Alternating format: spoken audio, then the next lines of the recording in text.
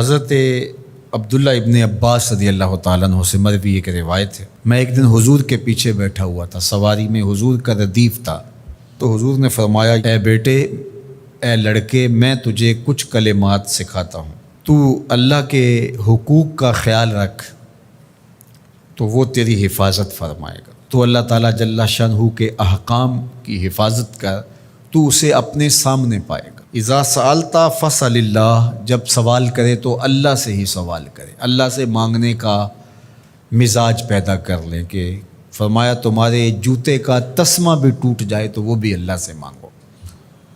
ضرور بازار میں جاؤ دکاندار سے، لیکن حقیقی طلب اللہ سے ہونی چاہیے۔ بات بات پہ اللہ سے سوال کرو، بڑی سے بڑی چیز بھی اس سے مانگو، چھوٹی سے چھوٹی چیز بھی اسی سے طلب کرو۔ ہماری ساری ضرورتوں کا کفیل ہمارا رب، ہمارا مالک ہے۔ تو دوسری نصیحت یہ کی کہ جب تو استعانت طلب کرے، مدد طلب کرے تو اللہ سے ہی استعانت طلب کرے۔ وعلم، اور جان کہ اگر ساری امت، سارے لوگ، پوری قوم جمع ہو کے تمہیں فائدہ پہنچانے کی کوشش میں لگ جائیں تو تمہیں وہی فائدہ پہنچا سکتے ہیں جو تیرے لیے تیرے رب نے لکھا ہے۔ اور فرمایا وَإِنِ اجْتَمَعُوا عَلَىٰ أَن يَضُرُّوكَ بِشَيْءٍ، اور اگر تمہیں نقصان پہنچانے کے درپے ہو جائیں، لَمْ يَضُرُّوكَ إِلَّا بِشَيْءٍ قَدْ كَتَبَهُ اللَّهُ عَلَيْكَ، تو تجھے صرف وہی نقصان پہنچا سکتے ہیں جو اللہ نے تیرے لیے لکھا ہے۔ سارا زمانہ بھی مخالف ہو جائے، تیرا کچھ نہیں بگاڑ سکتا۔ ہاں، تیرے مقدر میں اگر کوئی چیز، کوئی بگاڑ لکھا ہے تو وہ ہوگا، اس کا ذریعہ وہ بن جائیں گے۔ تو اس لیے پھر اسی سے مانگو، اسی سے طلب کرو۔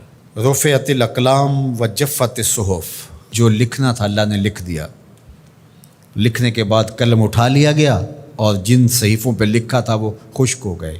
اب کتابیں بند ہیں، تو اس لیے اس نے تیرے لیے جو لکھا ہے وہ ہو کے رہے گا، تو خام خواہ لوگوں سے ڈرنے کی ضرورت نہیں ہے، اور تیرا فائدہ، تیرا نقصان اسی کے دستے قدرت میں ہے، تو اسی سے طلب کر، اسی سے مانگ۔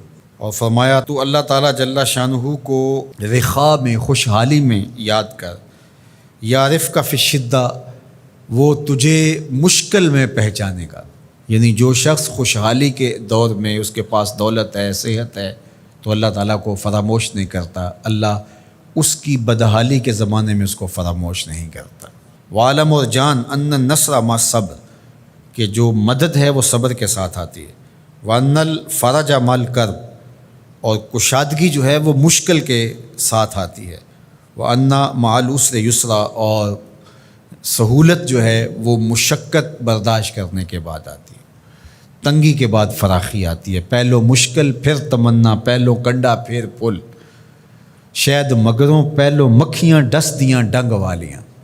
تو یہ سب ہوتا ہے، مشکلات، تکلیفیں، آلام، مصائب، ان سب سے گزر کر کے آسانیاں آتی ہیں۔ خود حضور کی زندگی دیکھ لیجئے، مدنی زندگی مکی زندگی کے گزرنے کے بعد، طائف کے مراحل کو طے کرنے کے بعد آتی۔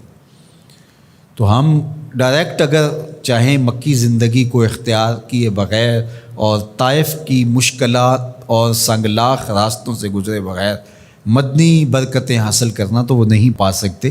تو یہ اللہ تعالیٰ نے ایک نظام رکھا ہوا ہے۔